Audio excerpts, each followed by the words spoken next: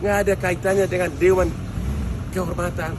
Arti kode etik adalah kalau selama melaksanakan tugas, dia melaksanakan atau bergaya hal-hal yang tidak etis.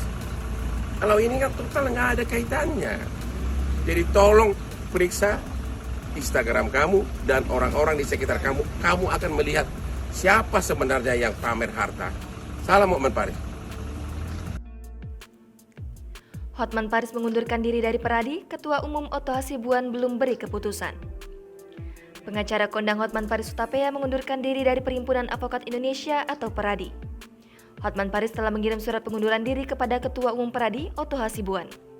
Setelah ditemui awak media, Oto Hasibuan memberikan tanggapannya. Dikutip dari kanal YouTube KH Infotainment, pada Sabtu 16 April lalu, Oto Hasibuan mengaku belum memberikan keputusan terhadap pengunduran diri Hotman Paris. Lantas, Oto Hasibuan mengatakan alasannya belum mengabulkan permintaan Hotman Paris. Ia turut menyinggung undang-undang tentang advokat. Dikatakan Oto, seluruh advokat di Indonesia wajib menjadi anggota Peradi. Oto menuturkan akan mengumumkan kepada publik setelah memberikan keputusan kepada Hotman Paris. Sementara itu, Dadam Ahyar turut buka suara terkait sikap Hotman Paris yang selalu pamer kekayaan di media sosial. Selama ini, Hotman Paris memang dikenal sebagai pengacara yang memiliki banyak harta. Ia kerap memamerkan mobil dan perhiasan mewah. Bagi Peradi, hal yang dilakukan Hotman selama ini akan menjadi pertimbangan Majelis Kehormatan tingkat pusat.